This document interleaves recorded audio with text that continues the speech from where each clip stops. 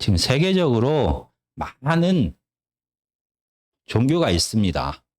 그리고 한국에도 여러 종교들이 존재합니다. 서로 다른 교리를 가지고 종교 활동을 하면서 살아갑니다. 그런데 이 모든 종교들의 공통된 점이 바로 기도입니다. 많은 종교를 믿는 신도들은 그들의 신에게 예배할 때 기도를 합니다. 그리고 신에게 자기의 필요를 구할 때 기도를 합니다. 그래서 대입 시험이 가까워지면은 성당이나 교회나 절이나 다 수험생을 위한 기도회가 열리게 됩니다. 이렇게 기도는 많은 종교들이 공통적으로 가지고 있는 중요한 요소입니다. 그런데 특히 우리 하나님을 믿는 크리스찬들은 기도라는 말을 일상처럼 사용합니다. 수험생을 둔 부모님뿐만이 아니라 수술을 앞둔 환자도, 취업을 앞둔 취준생도, 결혼을 앞둔 총각 처녀들도, 그리고 지금처럼 코로나 상황이 계속되어서 어려운 자영업자들도 뭔가 자기들이 해결해야 될 문제가 있을 때 많은 크리스찬들은 이렇게 얘기합니다. 기도하겠습니다. 나 지금 기도하고 있어. 걱정하지 마십시오. 우리가 지금 기도하고 있습니다. 라고 이렇게 말을 합니다.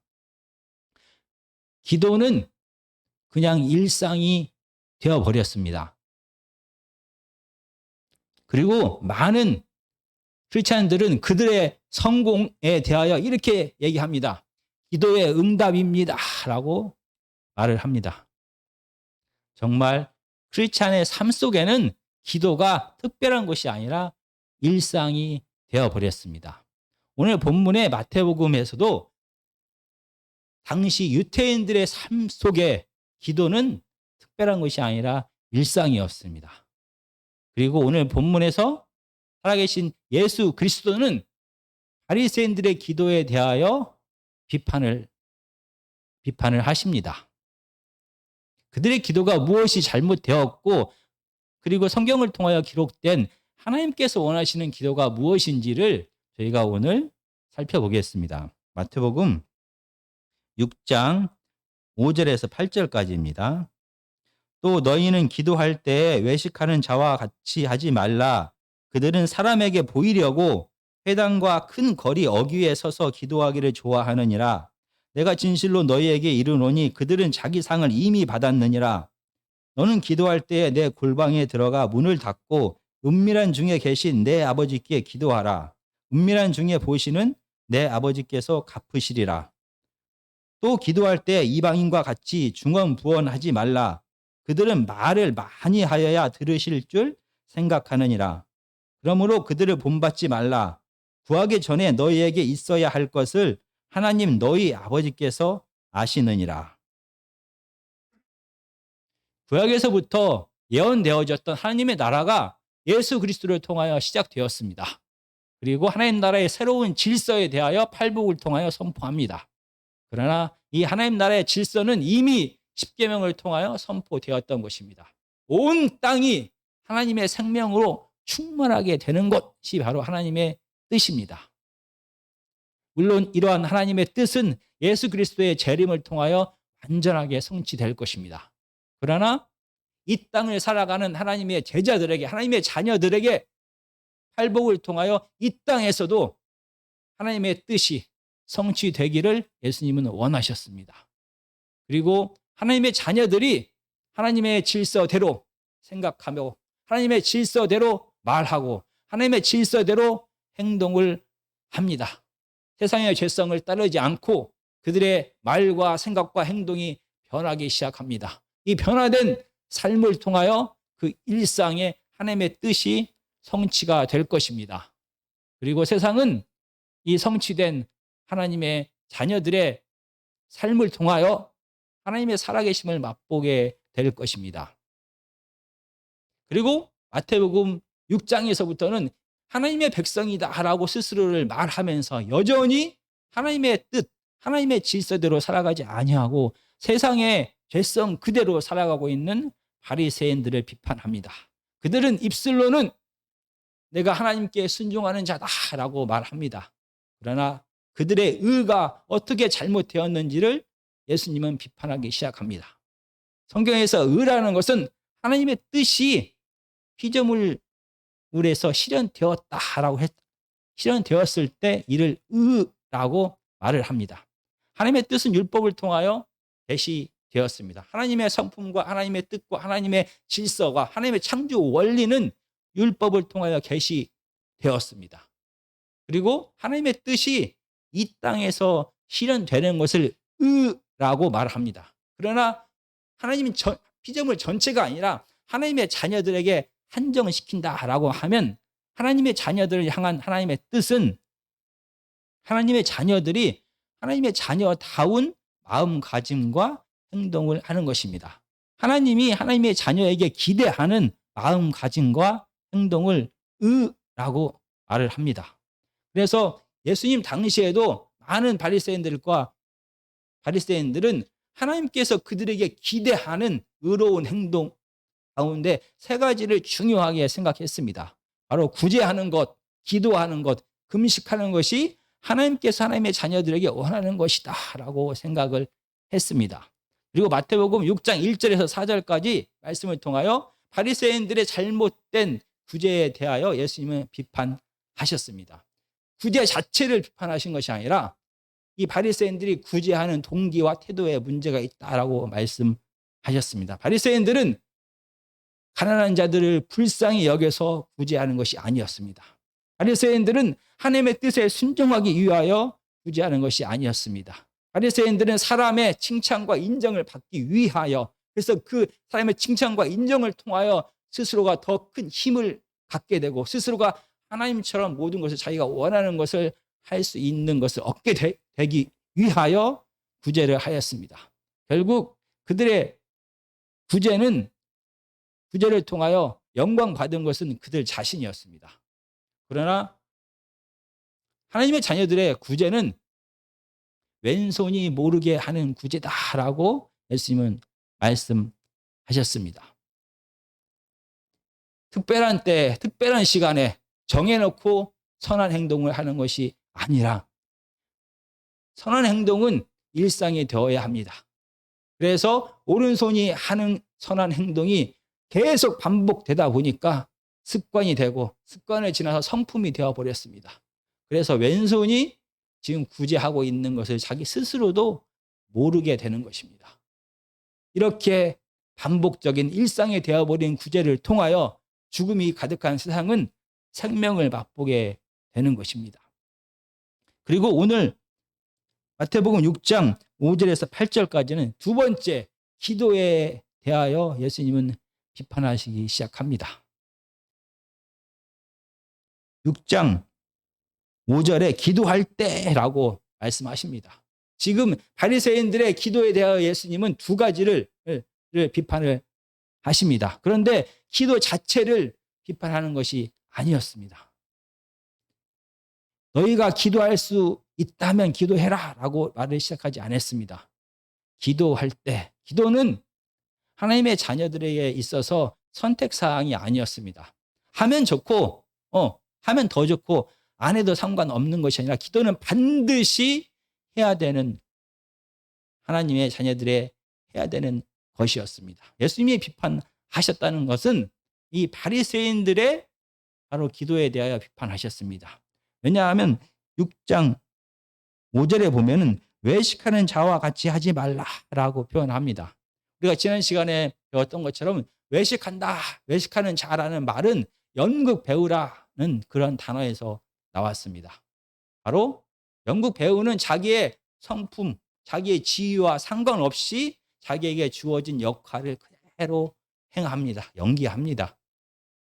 이처럼 연극 배우가 하는 행동처럼 외식하는 자는 바로 겉과 속이 달라서 자기의 진짜 성품과 위치에 따라 행동하는 것이 아니라 가면을 쓰고 마치 그런 것처럼 행동을 하는 것입니다. 지금 예수님 당시의 바리새인들은 하루에 3번씩 기도했습니다. 아침 9시, 정오 12시, 3시에 모여서 기도를 했습니다.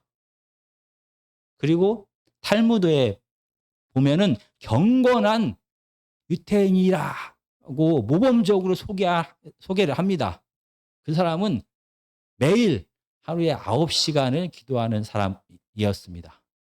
이렇게 예수님 당시에도 기도를 많이 하는 사람, 기도를 여러 번 자주 반복적으로 하는 것이 의로운 행동, 하나님께서 원하시는 행동이다라고 사람들은 생각을 했습니다. 그리고 실질적으로 바리새인들은 하루에 3번씩 기도를 했습니다. 그래서 많은 백성들로 하여금 바리새인은 의로운 사람이다, 경건한 사람이다, 하나님의 뜻을 행하는 사람이다 라는 평가를 받았습니다. 그런데 이런 바리새인들에 대하여 오늘 예수님께서는 외식하는 자다라고 얘기를 합니다. 연극하는 자다라고 얘기합니다. 그렇다라고 하면 바리새인의 기도에 뭔가가 잘못되었다는 것입니다. 바리새인들은 그러면 왜 기도를 하는 것입니까? 6장 5절에 보면은 그들은 사람에게 보이려고 회당과 큰 거리 어귀 위에 서서 기도하기를 좋아하느니라. 바리새인들이 구제하는 이유가 불쌍한 사람을 위하여, 하나님께 순종하기 위하여가 아니라 자기가 영광 받기 위하여 구제했습니다. 마찬가지로 그들이 기도하는 이유 역시 사람들로부터 칭찬과 인정을 받기 위해서 그들은 기도했습니다. 그러려면 사람이 많은 곳에 가서 기도해야 하는 것입니다. 회당에서 그들은 기도했습니다. 바리새인들은 큰 거리 어귀에 서서 기도를 했습니다. 당시 기도할 때 일반적으로 이렇게 서서 기도를 다 했습니다. 물론 특별하게 앉아서 기도를 하거나 무릎을 꿇고 기도하거나 엎드려서 기도하는 경우도 있지만 일반적으로 기도하면은 이렇게 서서 기도를 했습니다. 당시 회당은, 이 회당이란 말은 사람들이 모이는 곳이란 뜻입니다. 그 말처럼 유대 사람들에게 그들의 공동체 생활에서 가장 중요한 곳이 바로 회당이었습니다. 회당에서는 하나님 앞에 모여서 예배도 드렸습니다. 회당에서는 하나님의 법, 율법을 배우기도 했습니다. 그리고 회당에서는 율법을 집행하기도 했습니다. 그래서 회당에는 항상 너무나 많은 사람들이 모여 있는 곳이었습니다. 그곳에서 기도를 합니다. 많은 사람들의 주목을 받게 되고, 저 바리새인은, 저 사람은 경건한 사람이야 라는 칭찬과 평가와 인정을 받게 되는 것입니다. 그리고 큰 거리의 어귀에서 기도합니다. 큰 거리의 어귀는 큰 도로 2개가 만나는 곳입니다. 큰 도로에는 사람이 정말 많습니다. 그런데 이 2개의 도로가 만납니다. 거기에는 사람이 정말로 많습니다. 그곳에 서서 기도를 합니다. 많은 사람들이 내가 지금 기도하고 있다, 내가 얼마나 많이 기도하는지를 봐라, 내가 얼마나 자주 기도하는지를 봐라 라고 그들 앞에 서서 기도를 합니다. 지금 이 본문의 말씀을 통하여서 이렇게 많은 사람들이 모인 곳에서 기도하지 말라라고 예수님께서 말씀하시는 것이 아닙니다. 너희가 기도할 때 합심해서 기도하지 말라라고 얘기하는 게 아닙니다. 너희가 기도할 때 모여서 기도하지 말라라고 얘기하는 것이 아닙니다. 지금 예수님께서 비판하는 것은 바리새인들이 기도하는 이유입니다. 그들이 기도하는 이유는 구제하는 이유와 똑같았습니다. 하나님과 만나고 하나님과 교제하기 위하여 기도하는 것이 아니었습니다. 그들은 하나님을 향하여 기도한 것이 아니었습니다. 바리새인들이 기도한 이유는, 목적은 사람들로부터 칭찬과 인정과 관심을 받기 위해서입니다. 그들은 종교 지도자입니다. 다른 사람들로부터 칭찬과 인정을 받게 되면 그의 자리가, 그의 위치가, 그의 권위가 곤고하게 서가는 것입니다. 그 결과 그는 힘을 얻게 됩니다. 하나님께 하는 경건한 기도를 통하여 그가 얻는 것은 사람들로부터 힘을 얻게 됩니다. 관심을 통하 힘을 얻게 되면 그는 자기가 원하는 것을 하게 되고 더 많은 좋은 평가를 받을수록 그의 말에 더 많은 사람들은 순종하게 됩니다. 점점 하나님처럼 높아가고 싶은 죄성에서 나오는 사람을 향한 그들은 기도를 했던 것입니다. 그들의 기도가 겉으로는 하나님을 향한 것 같았지만 그들의 기도는 사람을 향해서 기도했고 그 기도를 통하여 얻은 것은 그들의 명예요, 그들의 인정이요. 결과 그들은 죄성을 채울 수 있게 되었던 것입니다. 이런 바리새인들의 외식하는 기도를 예수님께서 첫 번째로 비판하셨습니다. 그러면서 하나님의 자녀는 그런 외식하는 기도가 아닌 어떤 기도를 해야 되는지에 대하여 6장 6절에 이렇게 말합니다. 너는 기도할 때 내 골방에 들어가 문을 닫고 은밀한 중에 계신 내 아버지께 기도하라. 은밀한 중에 보시는 내 아버지께서 갚으시리라. 하나님의 자녀는 회당에서, 거리에서 기도하는 것이 아니라 골방에 들어가 문을 닫고 은밀한 중에 계신 하나님께 기도하라라고 말씀하십니다. 그렇다라고 하면은 골방에 들어가서 기도하라라고 예수님이 말씀을 그러면 대중적으로 이렇게 기도하지 말라는 것인가? 회중적으로 함께 모여서 기도하지 말라는 것인가? 그리고 하나님께만 은밀하게 기도하라라는 이 말은 소리 내서 기도하지 말라는 것인가?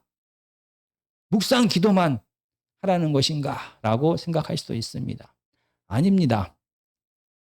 지금 하나님께 하는 기도는 때로는 함께 모여서 회중이 같이 기도도 합니다. 골방이 아닌 공적인 장소에서도 우리가 기도할 수 있습니다. 우리가 기도할 때 소리를 크게 내서 기도할 수도 있습니다. 때로는 기도할 때 묵상으로 기도할 수도 있습니다.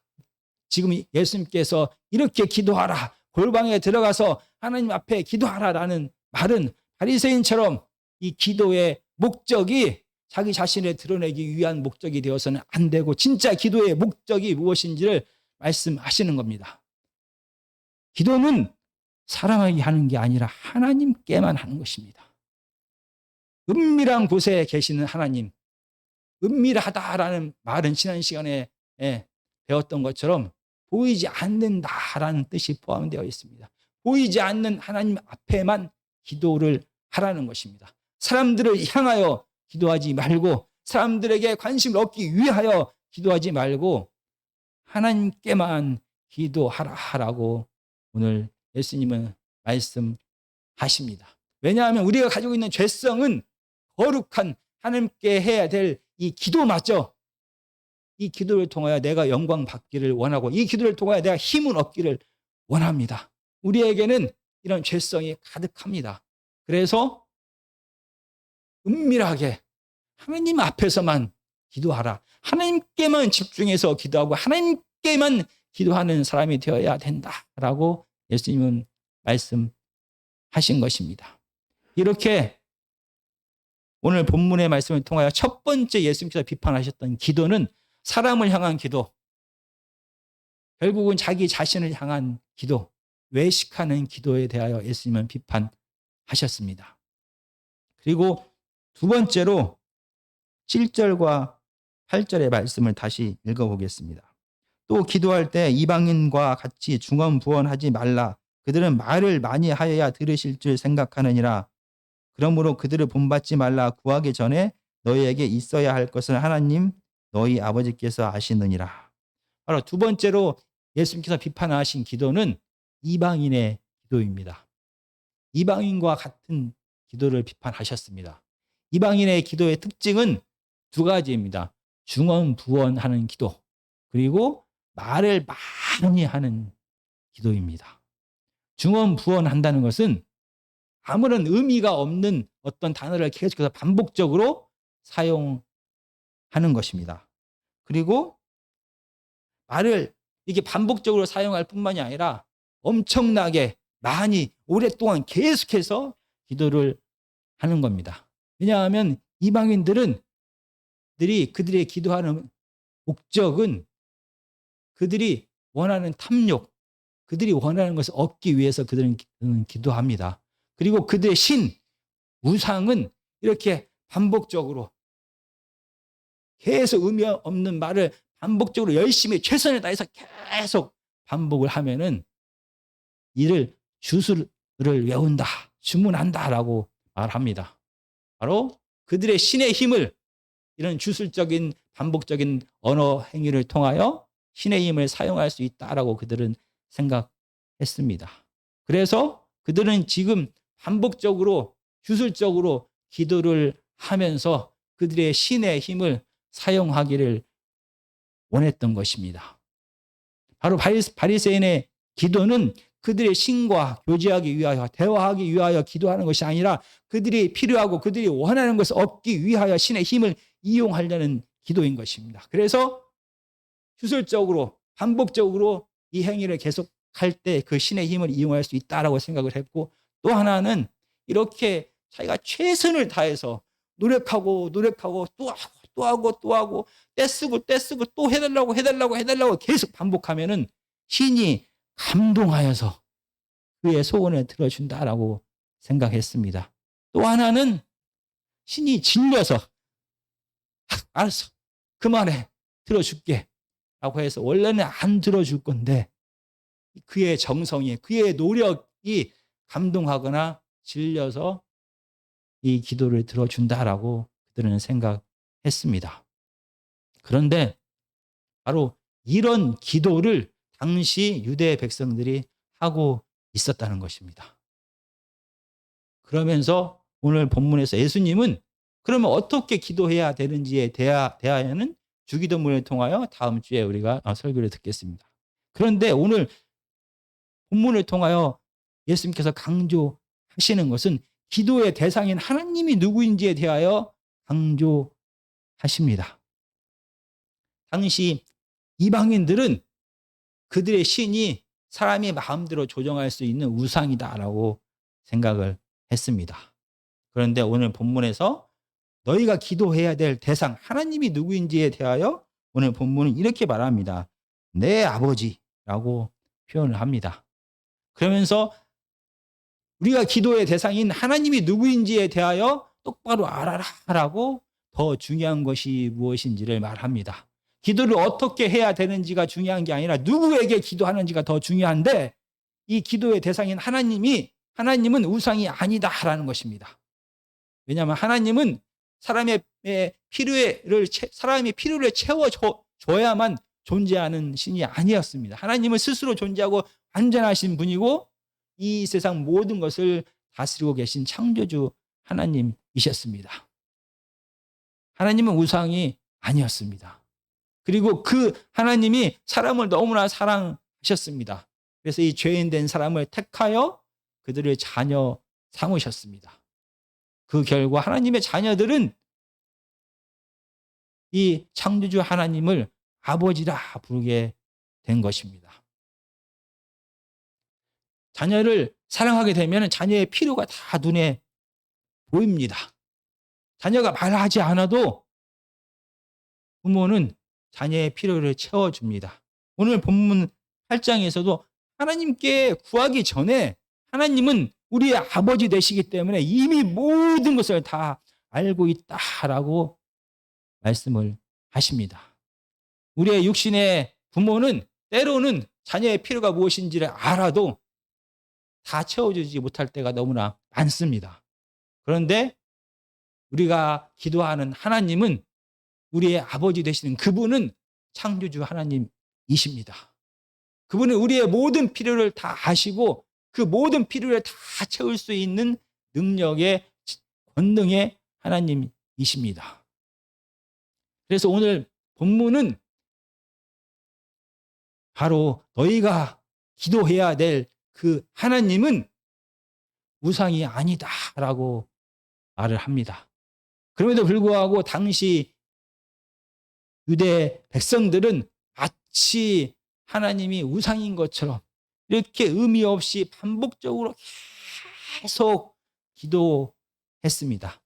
이렇게 반복적으로 의미 없이 양을 막 채워가면은 하나님께서 이건 도저히 들어줄 수 없는 기도임에도 불구하고 계속 양을 채워가고 끈질기게 때를 쓰면은 들어줄 수 있는 것처럼 그들은 하나님께 그렇게 매달렸습니다. 그들의 하나님의 뜻이 무엇인지를, 하나님이 원하시는 것이 무엇인지를 알기를 원했던 것이 아니라 이스라엘 백성 역시 이방인들처럼 그들의 필요를 채워주는, 그들의 탐욕을 충족시켜주는 그런 하나님을 원했습니다. 그래서 기도할 때 그들은 이방인처럼 하나님을 대했던 것입니다. 두 번째로 예수님께서 비판했던 기도는 이렇게 주술적인 기도입니다. 마치 하나님을 이방신처럼 마음대로 자기가 좌지우지할 수 있는, 조정할 수 있는 신처럼 여기는, 자기의 필요를 채워줘야만 되는, 자기의 탐욕을 채워줘야만 되는 이런 이방신으로 여기는 이런 주술적인 기도를 예수님은 비판하셨습니다.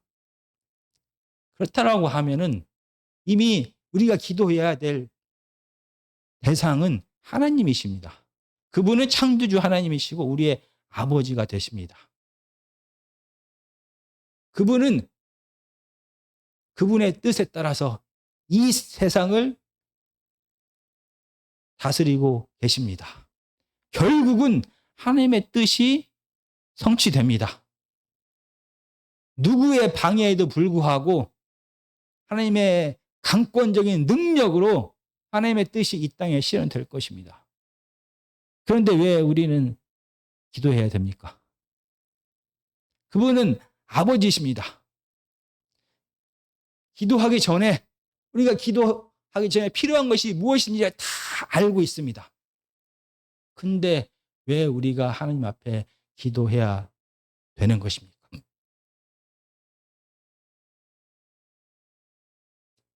마태복음 6장 6절은 이렇게 말합니다. 내 아버지께 기도하라. 은밀한 중에 보시는 내 아버지께서 갚으시리라. 기도하면은 하나님께서 갚아주신다라는 것입니다. 그래서 갚으시리다라는 이 단어는 돌려주다, 보상하다, 월급을 주다, 아니면 뭐 열매를 맺게 하다, 이런 여러 가지 뜻이 포함되어 있습니다. 오늘 본문은 구체적으로 무엇을 갚아준다는 얘기는 없습니다. 근데 분명히 기도하면은 하나님께서 무엇인가를 주실 것이다, 무엇인가를 보상할 것이고 무엇인가를 열매 맺게 할 것이다 라고 성경은 말합니다. 우리가 왜 기도해야 됩니까? 하나님이 다 그분의 뜻 가운데 행하십니다. 하나님은 다 알고 계십니다. 근데 왜 기도해야 되는 것입니까? 왜냐하면 그분은 아버지십니다.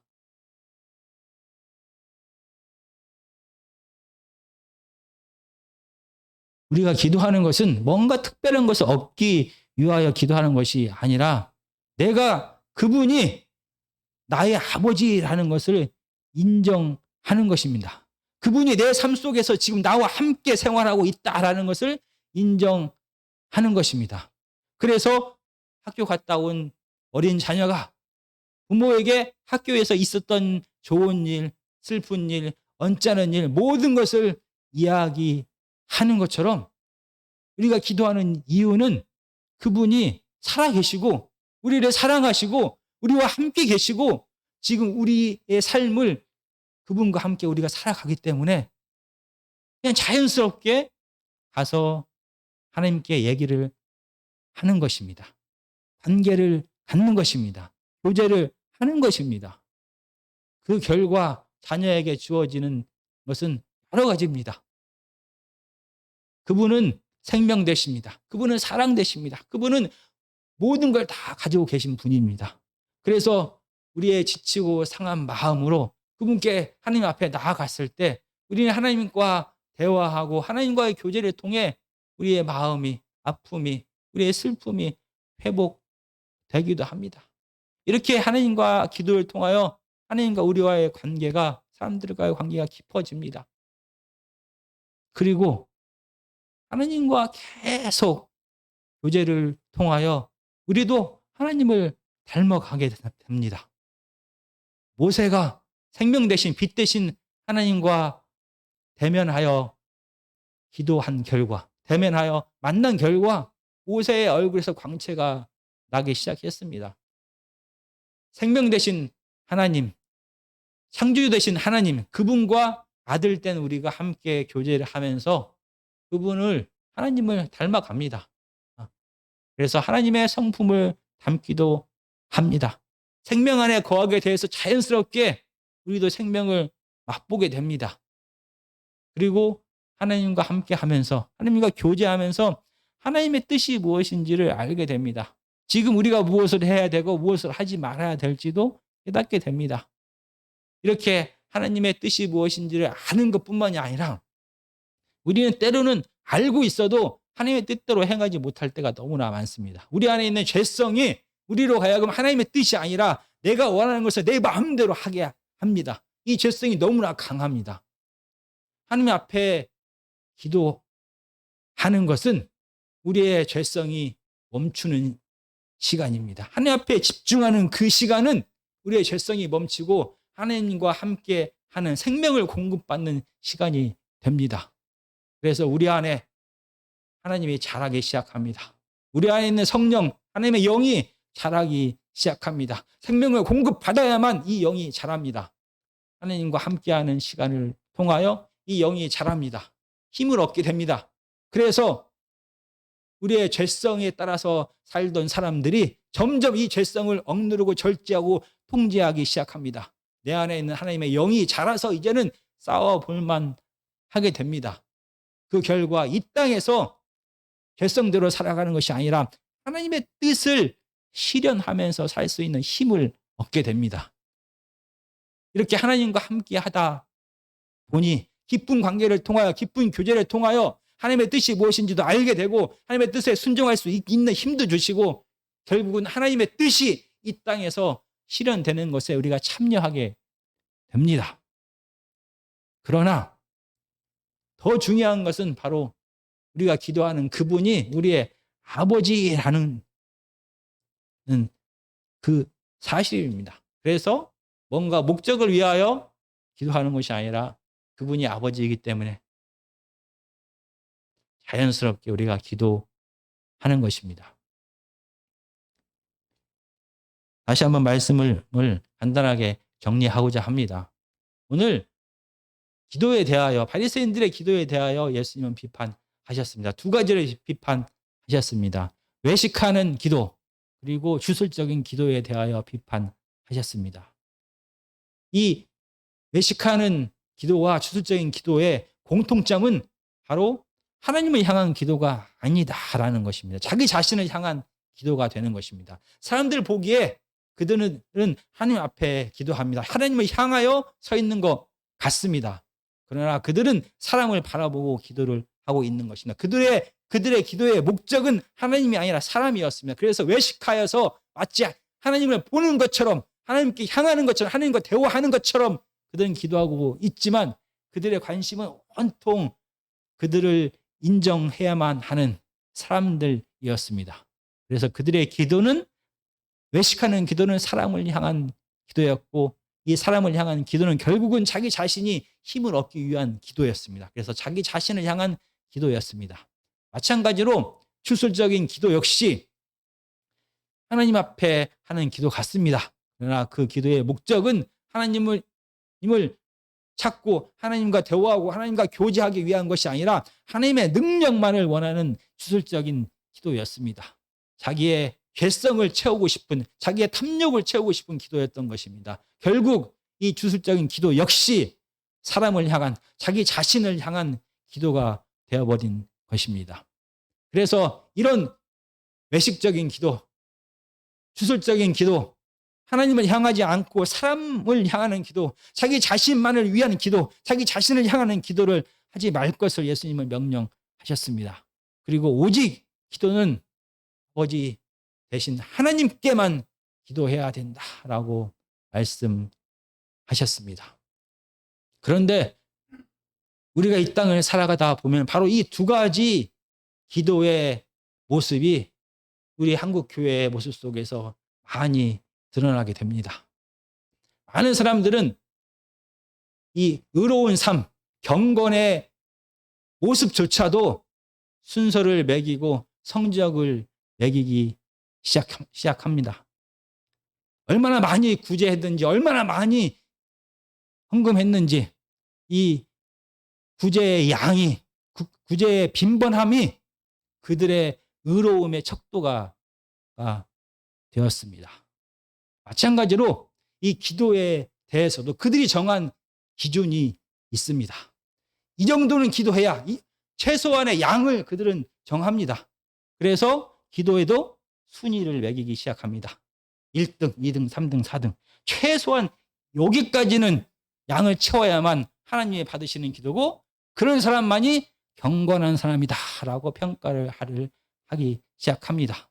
그리고 기도의 질도 그들이 정한 기준에 의하여 평가를 받습니다. 어떤 기도는 등급이 높은 기도, 어떤 기도는 별 볼 일 없는 기도, 그들의 기도의 양과 질을 사람들이 판단하면서 순위를 매기기 시작합니다.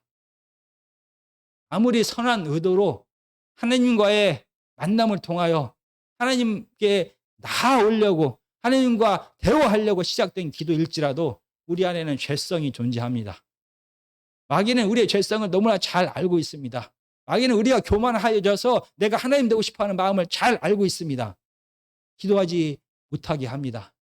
그러나 기도하더라도 그러면 하나님께만 집중하지 못하도록 만듭니다. 사람에게 집중하게 합니다.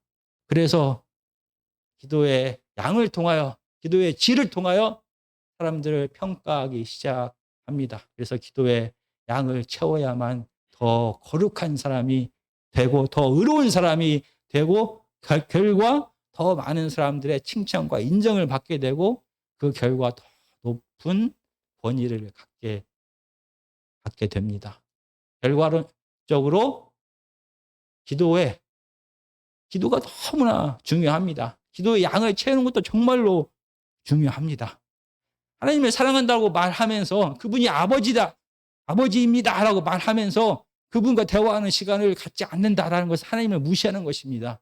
기도의 양이 중요합니다. 그러나 더 중요한 것은 기도는 사람을 향해서는 절대 안 되는 것입니다. 사람의 시선에서 자유롭지 못하면은 늘 가면을 쓰고 살아야만 되는 것입니다. 기도는 하나님 앞에 단독자로서 벌거벗은 모습으로 있는 모습 그대로 서는 것입니다. 그러나 이렇게 사람의 시선에서 자유롭지 못하게 되면 결국 기도하는 그 순간에도 하나님께 집중하지 못하고 사람에게 집중하게 됩니다. 결과 기도는 많이 하는데 그 열매가 하나님께서 영광 받으시고 하나님께서 찬양 받으시는 게 아니라 위선적인 기도를 통하여는 사람이 영광 받고, 위선적인 기도가 진행되는 그 곳에서는 사람이 상처를 받게 되는 것입니다.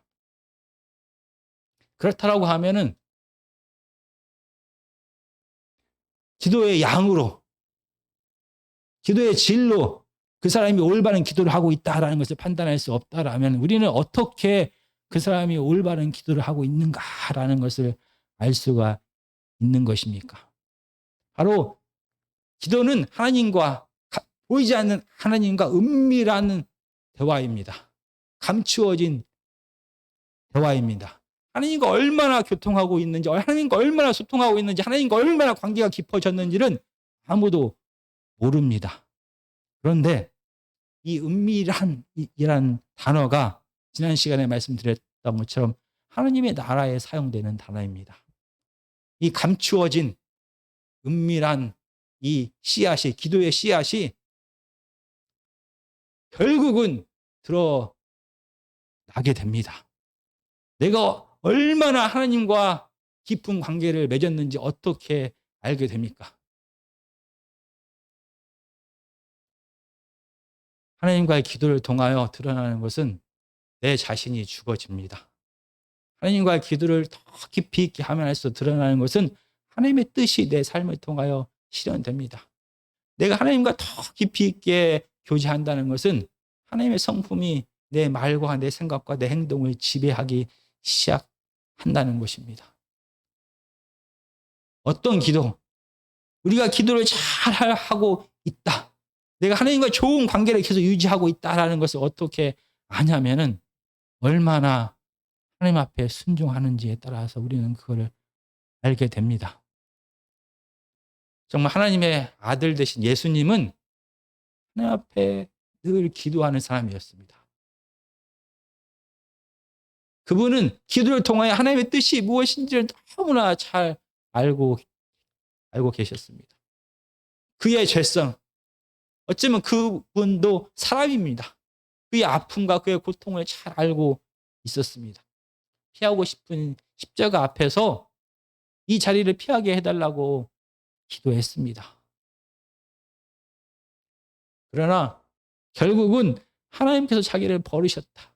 이 기도를 들어주지 않을 거다라는 것을 알게 됩니다. 그럼에도 불구하고 자기가 원하는 대로 마시고 나의 원대로 마시고 아버지의 뜻대로 되기를 원하나이다 라고 기도합니다. 그리고 마침내 십자가에서 하나님의 뜻대로 구원을 이루기 위하여 죽으셨습니다. 우리의 기도가 정말 잘 되고 있고 우리가 정말 하나님의 뜻 안에 하나님 안에 거하고 있다는 것을 이렇게 순종함을 통하여 알게 됩니다. 우리의 죄성은 내가 왕되고 내가 하나님 대해서 내가 원하는 것을 내 마음대로 하고 싶어 합니다. 그러나 하나님을 알면 알수록 하나님과 더 깊이 있게 들어가면 들어갈수록 하나님은 우리로 하여금 하나님의 뜻이 무엇인지를 알게 하십니다. 하나님의 뜻이 무엇인지를 보여주십니다. 그리고 이 죄성을 절제하고 죄성을 통제하여서 결국은 내가 원하는 것이 아니라 내가 정말로 싫지만 하나님의 뜻이 무엇인지를 알게 하시고 순종하게 하는 것입니다. 순종을 통하여 우리가 지금 하나님 앞에 있다는 것을, 하나님 앞에 서 있다는 것을, 하나님과 온전한 관계를 유지하고 있다는 것을 깨닫게 되는 것입니다. 정말 하나님께서 원하시는 기도는 하나님만을 향하는 기도입니다. 그 하나님의 아버지이심을, 창조주이심을 온전히 알고 깨닫는 기도입니다. 정말 우리의 기도가 하나님만을 향했으면 좋겠습니다. 우리의 기도가 하나님의 뜻에 순종하기 위한 기도였으면 좋겠습니다. 그래서 하나님의 뜻이 드러났을 때 온전히 순종하는 저와 여러분이 되었으면 좋겠습니다.